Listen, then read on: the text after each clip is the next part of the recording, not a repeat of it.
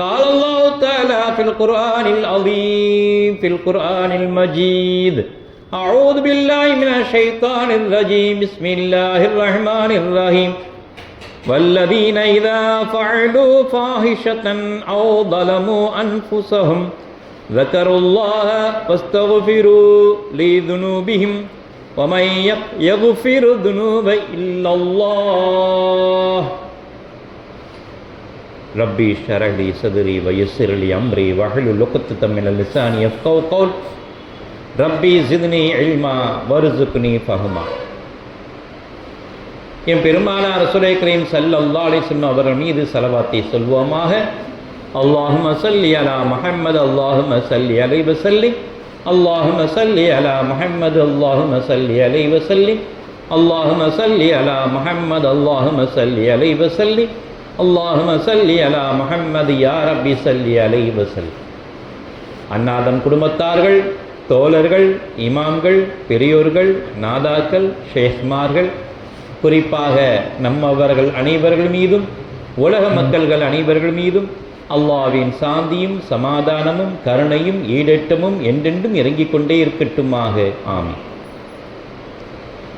அல்லாஹ்வின் நல்லடியார்களே, அருமை பெரியார்களே, மனிதன் மாறக்கூடியவனாக மாறிவிட்டானா என்ற கேள்விக்கு மனிதன் அவருடைய குணங்கள் மாறிக்கொண்டே தான் இருந்து கொண்டிருக்கின்றன. குணமும் மனமும் மாறக்கூடிய ஒரு படைப்பாக மனித படைப்பு இருக்கின்றது. இப்படிப்பட்ட மனிதரா இப்படி ஆகிவிட்டார் என்று ஒரு வகையை பார்க்கின்றோம். இப்படி இருந்த மனிதர் இப்படி ஆகிவிட்டாரே என்று ஒரு வகையினரை பார்க்கின்றோம். ஒருவன் முகத்தை கண்டு பயந்து கொண்டு இவரிடம் எப்படி பழகுவது என்று தெரியாமல் ஒதுங்கி சென்று கொஞ்ச நாள் கழித்து அவரிடம் பழக பழக அவருடைய குணங்கள் மென்மையான குணங்களை கண்டு இவரை நாம் பழகாமல் விட்டுவிட்டோமே என்று இப்படிப்பட்ட ஒரு மனிதரையும் பார்த்து கொண்டிருக்கின்றோம். பழக பழக பாலும் புளிக்கும் என்று சொல்வார்கள் அல்லவா? சில நண்பர்களுடன் பழக பழக அவர்களை விலக்கி ஒதுக்கிவிட்டு செல்லக்கூடிய விஷயமாகவும் இருக்கின்றது. பால் புளிப்பதைப் போல மனிதருடைய பழக்க வழக்கங்களும் புளித்து போய்விடுகின்றது. ஆனால் குழந்தைகளுக்கு அவ்வாறல்ல. எத்தனை தடவை பாலை கொடுத்தாலும் அது முகம் சுளிப்பதில்லை. ஒரு மனிதரிடம் காலையில் பால் குடிக்க விட்டால் ஒரு 4 மணி நேரம் கழித்து இன்னொரு கிளாஸ் குடிக்கிறீங்களாண்ணா? இப்போ தாங்க குடித்தேன், வேண்டாங்கன்னு சொல்லக்கூடிய மனிதர்கள். ஆனால் குழந்தை அல்ல. 2 மணி நேரத்துக்கு ஒருக்க பாலை கொடுத்தாலும் முகம் சுளிக்காமல் சந்தோஷமாக பாலை அருந்தக்கூடிய குழந்தைகளை பார்க்கின்றோம். அவ்வாறுதான் இறைவனுடைய வணக்க திட்டங்களிலும் நீங்கள் இருக்க வேண்டும் என்று இஸ்லாம் இயம்புகின்றது. குழந்தையா மாறுங்கள். அல்லாவிடம் தொழுகும் பொழுது குழந்தையாகவே மாறிவிடுங்கள். சலிப்போடு இங்கே தொழுவாதீர்கள். சில மனிதரிடம் பழகி சலிப்பாகிவிட்டது, எண்ணத்தை வெட்ட பழகி எண்ணத்தை இவருடன் உறவாடி சலித்து போய்விட்டது என்று சொல்லும் அளவுக்கு இறைவனுடைய வணக்கத்தை ஆக்கி விடாதீர்கள். குழந்தை எவ்வளவு இன்பமாக பாலை அருந்துகின்றதோ அதை போல இந்த வணக்க வழிபாடுகளிலும் நீங்கள் குழந்தையாக மாறுங்கள் என்று இஸ்லாம் சொல்லி காட்டுங்க. காலை எண்ணத்தாச்சு 2 ரக்காத், டெய்லி சுபு 2 ரக்காத் தான், புளிச்சு போச்சுப்பா. லொஹர் 4 ரக்காத் தொழுது அழுத்து போச்சு. அசர் 4 ரக்காத் தொழுது அழுத்து போயிடுச்சு, சடைஞ்சு போச்சு. இப்படியாக ஒவ்வொரு வக்து எனக்கு முடியலப்பா, டெய்லி இதுத்தான வேலை அப்படின்னு சொல்லக்கூடிய அளவுக்கு அல்ல இறைவனுடைய வணக்கம்.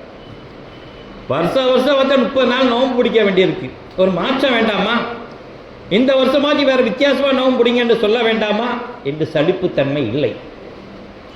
ஆக இறை வணக்கத்தில் தொழுகையாக இருக்கட்டும், நோம்பாக இருக்கட்டும், பிற அமல்களாக இருக்கட்டும். ஹஜ்ஜிக்கு மக்கால போய் தான் ஹஜ்ஜி செய்யணுமா? நம்ம ஊரில் ஒரு கௌபா கட்டி அங்கே வளம் வந்துடா எவ்வளோ அழகாக இருக்கோ என்று சொல்லக்கூடிய மாற்றம் இல்லை. ஒரு இபாதத்து சலிப்பில்லாத இபாதத்து இறைவனை வணக்கக்கூடிய வணக்கம்தான் என்று சொல்லி காட்டுகின்றார். அல்லாஹ்விடம் வணங்கக்கூடிய வணக்கங்களை குழந்தையாக மாறிவிடுங்கள். எவ்வாறு குழந்தை பால் குடிக்க சலிப்பு தட்டாதோ, புளிப்பு தட்டாதோ, இது புளிச்சு போச்சுமா, எனக்கு நல்ல நெய்யும் சோறு தாங்கன்னு ஒரு 6 மாதம் குழந்தை கேட்குமா? கேட்க. பிறந்த குழந்தை எழுந்து 2 வயசு வரையும் அந்த பால் அருந்தி உணவு அருந்தினாலும் கூட டெய்லி பால் கொடுத்தாலும் அது சலிப்பு இல்லாத பாலாக குடித்து கொண்டிருக்கின்றது. அதே போல் உங்கள் வணக்கங்களை மாற்றிக்கொள்ளுங்கள் என்று இஸ்லாம் அழகான முறையை சொல்லி தந்திருக்கின்றது.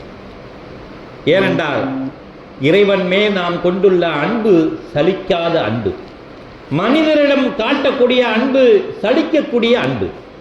இன்னைக்கு பழகுவோம், நாளைக்கு பகையாகி விடுவோம். அந்த பகையாளிகள் மறுநாளும் சேர்ந்து விடுவோம். இப்படியாக சலிக்கக்கூடிய ஒரு மனிதர்களாகத்தான் வாழ்ந்து கொண்டிருக்கின்றோம். ஆனால் இறைவனுடைய வணக்கங்கள் அவ்வாறல்ல, சலிப்பு தட்டாத வணக்கங்களாக இருக்க வேண்டும் என்று இஸ்லாம் அழகான மொழி சொல்லி காட்டுகின்றது. ஹலிஃபா உமர் ரலியல்லாஹு தஆலா அவருடைய காலகட்டத்திலே ஒரு மனிதனுடைய மனதை எவ்வாறு மாற்றுகின்றார்கள், சலிப்பு தட்டாத இபாதத்தில் எவ்வாறு கொண்டு செல்கின்றார்கள், உலக வாழ்க்கையிலே இருந்த ஒரு மனிதனை எவ்வாறு மனமாற்றம் செய்கின்றார்கள் என்ற ஒரு படிப்பினை உமர் ரலியல்லாஹு தஆலாவுடைய காலத்தில் நடந்தது. ஒரு பெண்மணி தன்னுடைய உடலை எல்லாம் மறைத்து கொண்டு இபாதத் செய்வதற்காண்டி தொழுகைக்காண்டி சென்று கொண்டிருக்கின்றார்கள். அப்போது ஒரு வாலிபன் அந்த பெண்ணையே உற்று நோக்கி கொண்டே இருக்கின்றான். அவர் போகின்ற இடமெல்லாம் பின்னாலே செல்கின்றான். அவரிடம் பேச்சு கொடுக்கின்றான், அவரை தொந்தரவு செய்கின்றான். ஒரு நாள் அந்த பெண்மணி இதுக்கு ஒரு முடிவு கட்ட வேண்டும் என்று, என்ன பின்னாலே வரையில் என்ன விஷயம், உங்களுக்கு அசிங்கமாக தெரியலையா, இப்படி நான் தொழுகின்ற நேரத்திலே என்னை தொந்தரவு செய்கின்றீர்களே, உங்களுக்கு அது அசிங்கமாக தெரியலையா என்று கேட்கும்போது, இல்லை, உங்களை அடைய வேண்டும் என்று ஆசைப்படுகின்றேன் தைரியமாக சொல்கின்றான் அந்த பெண்ணிடம். அந்த பெண்மணியோ, நான் திருமணமானவள், எனக்கு ஒரு கணவர் இருக்கின்றார், குடும்பம் இருக்கின்றது, என்னை பார்த்தா இந்த கேள்வியை கேட்கின்றார். ஆம், உங்களை பார்த்தான் கேட்கின்றேன். யார் திருமணம் ஆனவங்க நான் இருந்தா என்ன, கன்னியா பொண்ணா இருந்தா என்ன, இந்த காலத்தில் எல்லாமே தவறு சகஜமாகிவிட்ட ஒரு காலகட்டத்திலே, அந்த காலத்திலே சொல்ல வார்த்தை இந்த காலத்தில் நாம் பேசவே வேண்டாம். சகஜமான நேரம், கணவனுக்கு தெரியாமல் மனைவி, மனைவிக்கு தெரியாமல் கணவன் என்று சகஜமாகக்கூடிய காலகட்டத்தை இப்போ வாழ்ந்து கொண்டிருக்கின்றோம். அப்பொழுது ஆரம்ப காலகட்டம். அந்த காலகட்டத்திலே அந்த பெண்மணி என்ன சொன்னால் தெரியுமா, சரி நான் உனக்கு உடன்படுகின்றேன், ஆனால் நீ எனக்கு ஒரு சத்தியம் செய்து தர வேண்டும். என்ன சத்தியம்? உமர் ரலியல்லாஹு தஆலா அவர்கள் பள்ளிவாசலில் தொழுகின்றார்கள், ஹலிஃபாவாக இருக்கின்றார்கள், அவர்கள் தான் இமாம் ஜமாத்தாக தொழ வைக்கின்றார்கள். இல்லை என்றால் அவர் முன்வரிசையில் நின்று தொழுவார்கள். அதே போல நீயும் முன்வரிசையில் 40 நாட்கள் தொழுது விட்டு வா, நீ சொல்வதை நான் கேட்கின்றேன் என்று சொல்லுகின்றார். சரி என்று ஒரு பெண்ணுக்காக வேண்டிய ஒரு ஆண் எந்த அளவுக்கு இறங்கி வருகின்றான், இபாதத்தில் முன்னடியாக நிற்கின்றான். சுபுகு தப்பவே இல்லை, லொகர் தப்பவே இல்லை, அசர் தப்பவே இல்லை, எதிலே முன்சஃபிலே நின்று தொழுகக்கூடிய விஷயத்தில் எந்த அமலும் தப்பவில்லை. இசா உட்பட தொழுகின்றார். அந்த தொழுகை அல்லாஹ் ஏற்றுக்கொள்ளவில்லை. ஒரு பெண்ணுக்காக செய்யக்கூடிய தொழுகை அது அப்பாற்பட்ட விஷயம். இறைவனுக்காக செய்யக்கூடிய அமலைத்தான் அல்லாஹ் ஏற்றுக்கொள்கின்றான். அவனுடைய மனதை அல்லவா அல்லாஹ் பார்க்கின்றான். ஆனால் 10 நாள் ஆகிவிட்டது, 20 நாள் ஆகிவிட்டது, அந்த பெண்மணியை ஏறிட்டு பார்க்கவில்லை. என்ன தினமும் வந்து நம்ம பார்ப்பார ஆளை காணாம. 25 நாள் ஆச்சு, 30 நாள் ஆச்சு, தொழுகையை மட்டும் விடல. அந்த மனிதரை கூப்பிட்டு பேச்சு கொடுக்குறானா, பேசாம நவண்டு செல்றார். இவங்க வீட்டு பக்கமே வரல, இவங்களையும் பார்க்கல, பேச்சும் கொடுக்கல. பேச்சு கொடுத்தாலும் அவர்கள் பதில் சொல்லல. 40 நாள் ஆச்சு. அந்த மனிதனுக்கு என்னப்பா ஆச்சு, 40 நாள் தொழுதிட்டுல, உன்னுடைய கடமை நான் சொன்னதை நிறைவேற்றி விட்டாய், இப்பொழுது நீ சொல், நான் உனக்கு உடன்படவா? அல்லாஹ்வின் ஆலம், நிச்சயமாக அதற்கு நான் உடன்படவே மாட்டேன். என்னை அல்லாஹ் திருத்தி விட்டான். உனக்காக வேண்டி தொழுக வைத்த என் உள்ளம் இனி அல்லாஹ்வுக்காக வேண்டி தொழுக ஆரம்பித்து விட்டது. நான் செய்த பாவத்தை மனப்பூர்வமாக அல்லாஹ்விடம் ஒப்பித்து கண்ணீர் வடிக்கின்றேன். ஒரு பெண்மணியை இவ்வளவு காயப்படுத்தி விட்டோமே என்று நான் கண்ணீர் வடித்துக் கொண்டிருக்கின்றேன் என்று சொல்லி காட்டினார். அந்த பெண்மணி நினைத்தார், தன் கணவனிடம் சொல்லி, தன் அண்ணனிடம் சொல்லி, குடும்பத்தார் சொல்லி, அவளை அடி அடித்து கேவலப்படுத்தி பகையை உருவாக்கி, என்னை அடித்த உன்னை சும்மா விட மாட்டேன் என்று அவன் கங்கணம் கட்டி 2 பேருக்கும் பகை காலம் முழுவதும் உருவாக்கி விடலாம். பெண்மணி புத்திசாலி, இவனை புத்தியால் தான் அடிக்க வேண்டும், நாம் சக்தியால் அடிக்க முடியாது. சக்தியால் அடித்தால் பகை ஏற்படும், புத்தியால் அடித்தால் அவன் திருந்தி விடுவான் என்று சொல்லி புத்தியால் அடிக்கின்றார்கள். தொழுது விட்டு வா 40 நாள். இப்போது உள்ளம் மாறிவிட்டது, மனம் மாறிவிட்டான். மனிதன் மாறக்கூடியவன். இன்று ஒருவனாய் இருப்பான், நாளை மாறவீடாக இருப்பான். இன்றை தொழக்கூடியவன் நாளை பாவம் செய்யக்கூட மாறிவிடுவான். இன்று பாவம் செய்யக்கூடியவன் நாளைக்கு இபாதத்து செய்யக்கூடியவன் மாறிவிடுவான். மனிதனுடைய மனம் மாறிக்கொண்டே இருக்கும். இதை அந்த பெண்ணுடைய கணவர் உமர் ரலியல்லாஹு சொல்லி காட்டினார். இவ்வாறு நடந்தது, என் மனைவி இந்த விஷயத்தை சொல்லி காட்டினார். என் மனைவி மேல் ரொம்ப சந்தோஷமாச்சு. ஒரு மனிதனை திருத்துவதற்கு ஒரு காரணமாகிவிட்டார்களே என்று உமர் ரலியல்லாஹு சொன்னார்கள், இன்ன ஸலாத்த தன்ஹா அனில் ஃபஹ்ஷாயி வல் முன்கர் வல் திக்ருல்லாஹி அக்பர். நிச்சயமாக தொழுகை மனிதரை மானக்கேடான விஷயத்தை விட்டும் பாதுகாக்கின்றது என்று சொல்லி காட்டினார் உமர் ரலியல்லாஹு. குர்ஆனிலே அல்லாஹ் சொல்லி காட்டினான் அல்லவா, தொழுகை உங்களை மானக்கேடான விஷயத்தை விட்டும் பாதுகாக்கின்றது. உங்கள் மனைவி அற்புதமான விஷயத்தை தொழுகையின் பக்கம் சாட்டி அந்த மனிதரை மானக்கேடான விஷயத்தை விட்டு மாற்றி நல்ல மனிதராக மாற்றி காட்டினார்கள் என்றால் அவர்கள் தான் சிறந்த பெண்மணி என்று சொல்லி காட்டினார்கள். வலி திக்ருல்லாஹி அக்பர்.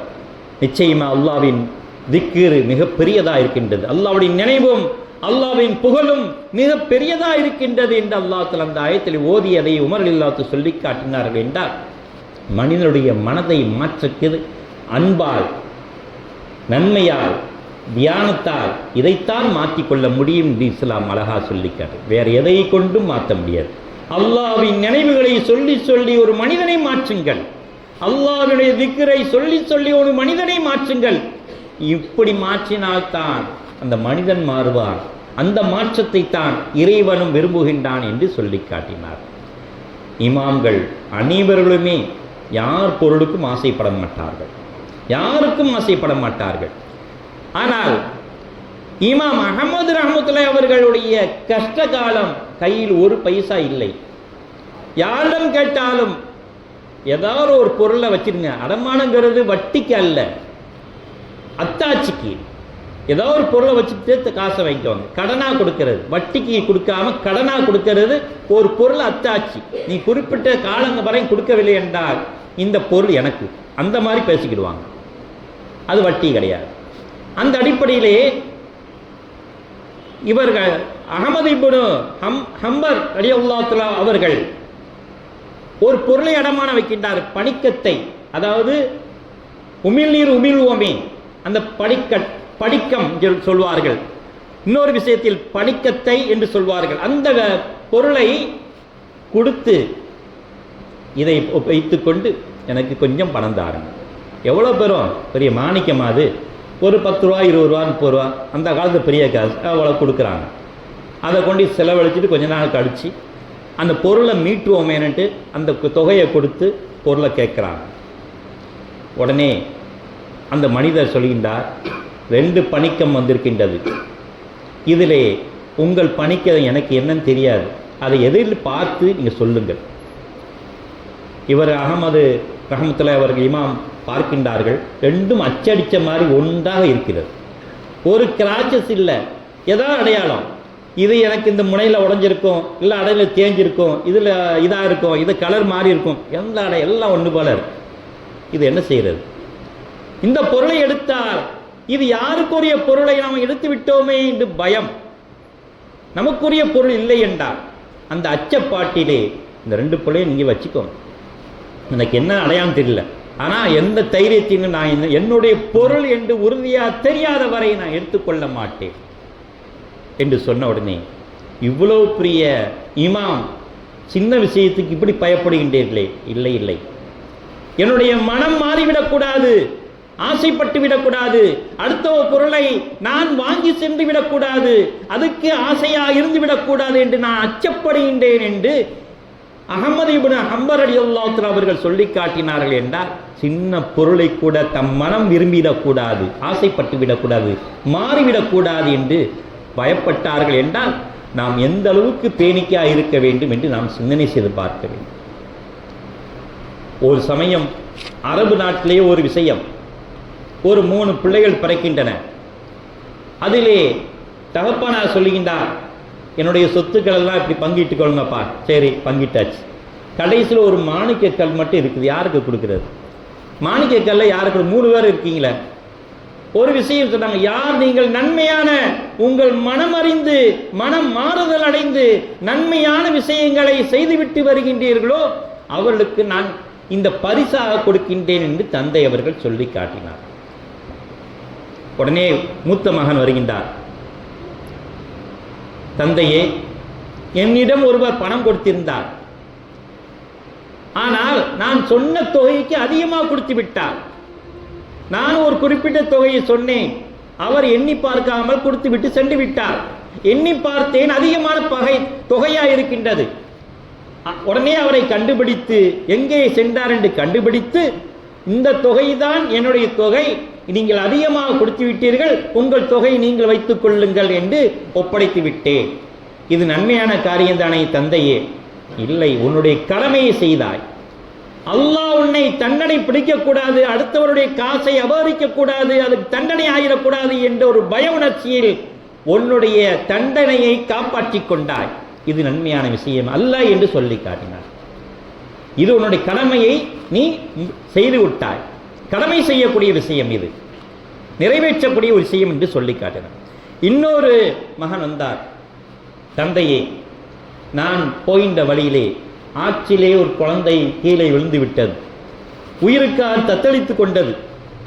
நான் தண்ணீரிலே குதித்து அந்த குழந்தையை காப்பாற்றி உரியவரிடம் ஒப்படைத்தேன். இது நன்மையான காரியம் தானே? இது மனிதனுக்கு மனிதன் உதவி செய்யக்கூடிய இதுவும் ஒரு கடமையான ஒரு செயல்தானே ஒழிய இது நன்மை என்று சொல்லிவிட முடியாது. நன்மை வேற விஷயம், இவர் நினைக்கக்கூடிய நன்மையை சொல்லி காட்டுகின்றேன். நன்மையான விஷயம்தான், அவர் செய்தும் நன்மையான விஷயம்தான், அது கடமையில் உள்ளது. இவர் செய்தும் நன்மையான விஷயம்தான், இதுவும் கடமைக்கு உள்ளது. பார்த்துட்டு சும்மா போக முடியாது, ஒரு உயிர் காப்பாற்ற வேண்டும் என்ற ஒரு விஷயம். 3வது மகன் வருகின்றார். தந்தையே, நான் ஒரு குறுகியான பாதையிலே சென்று கொண்டிருந்தேன். அதிலே ஒருவர் அடிபட்டு இரத்த வெள்ளத்திலே மயக்கமாக கிடந்தார். அவரை காப்பாற்றினோம் என்றால் என்னை கொண்டு விடுவார். என்னுடைய கொடுமையான பகையாளி. அவரை நான் என்னுடைய கரங்களால் தூக்கி மருந்திட்டு அவர் காயங்களை ஆற்றி மயக்க தெளித்து அவரை எழுப்பினேன். கேட்டேன், இந்த மாதிரி 4 பேர் அடிச்சு போட்டு போயிட்டாங்க, என் உயிரை காப்பாதுக்கு நன்றியப்பா அப்படிங்கிறாங்க. உடனே, என்னுடைய எதிரி என்று தெரிந்தும் நீ என்னை காப்பாற்றி விட்டாயே, நீதான் மனிதன் என்று அவர் போற்றி புகழ்ந்தார். இது நன்மையான காரியம்தானே? ஆம், இதுதான் நன்மையான காரியம். உன்னுடைய எதிரி வீழ்வான் என்று நீ நினைக்காமல், உன்னுடைய எதிரி நீ அழிந்து போய்விட வேண்டும் என்று நீ நினைக்காமல், உன் எதிரி காய வெள்ளத்திலும் உயிருக்கு போராடக்கூடிய நேரத்திலும் அவரை காப்பாற்றி உதவி செய்தாய் அல்லவா? நீதான் மனிதனுள் மாணிக்கமானவன். அந்த மாணிக்கமான மனிதனுக்கு தான் இந்த மாணிக்கத்தை கொடுப்பேன் என்று தந்தை அந்த 3வது மகனுக்கு அந்த மாணிக்கத்தை கொடுக்கின்றார்கள் என்றால் மனம் மாற வேண்டும். பகையா இருந்தாலும் மனம் மாறி அவருக்கு உதவி செய்கின்றார். இப்படியாக மனித வாழ்க்கை மேம்பட வேண்டும் என்று இஸ்லாம் அழகான முறையிலே சொல்லி காட்டுகின்றது. ஆகவே அருமை பெரியார்களே, வயன் தஹசீனோ வதத்தகு, அல்லாஹ்வுக்கு பயந்து ஒவ்வொருவரும் மற்றவருக்கு நன்மை செய்யுங்கள் என்று அல்லாஹ் தஆலா உத்தரவிடுகின்றான். எனக்கு பயந்து ஒவ்வொரு மனிதனுக்கும் மனிதன் உதவி செய்து கொள்ளுங்கள் என்று அல்லாஹ் உத்தரவிடுகின்றான். ஃபஇன்னல்லாஹ கான பிமா தஅமலுன கபீரா, நிச்சயமாக அல்லாஹ் உங்கள் செயல்களை நன்கறிந்தவனாக இருக்கின்றார் என்று அல்லாஹ் தஆலா சொல்லி காட்டினான். அப்படிப்பட்ட வாழ்க்கையை நாம் வாழ்வோமாக. யா அல்லாஹ், யா ரஹ்மானே, எங்கள் உள்ளங்களை மாற்றம் செய்ய வைப்பாயாக, நன்மையின் பக்கம் மாற்றம் வர வைப்பாயாக. நாங்கள் உனக்காக வேண்டிய வாழ்கின்றோம் யா அல்லாஹ், உனக்காக வேண்டிய எங்களை படைத்திருக்கின்றாய் யா அல்லாஹ். நாங்கள் சொகுசா வாழ்வதற்காக வேண்டி எங்களை படைக்கவில்லை யா அல்லாஹ், உன்னை வணங்குவதற்கு எங்களை படைத்திருக்கின்றாய் யா அல்லாஹ். அந்த வணக்கத்தில் ஈடுபடக்கூடியவனாக எங்களை மாற்றுவாயாக, உன் அமலை செய்யக்கூடியவனாக மாற்றுவாயாக. வாஹிருதானில் அல்ஹம்துலில்லாஹி ரப்பில் ஆலமீன். பாரக்கல்லாஹ் பாரக்கல்லாஹு லனா வ லக்கும் பில் குர்ஆனில் அஸீம் வ ரஃபனா இய்யாக்கும் பில் ஆயாத்தி வ திக்ரில் ஹக்கீம் இன்னஹு தஆலா ஜவாதுன் கரீம் மலிக்குன் கரீம் வ ரഊஃப் ரஹீம் வ ரப்புன் ஹலீம்.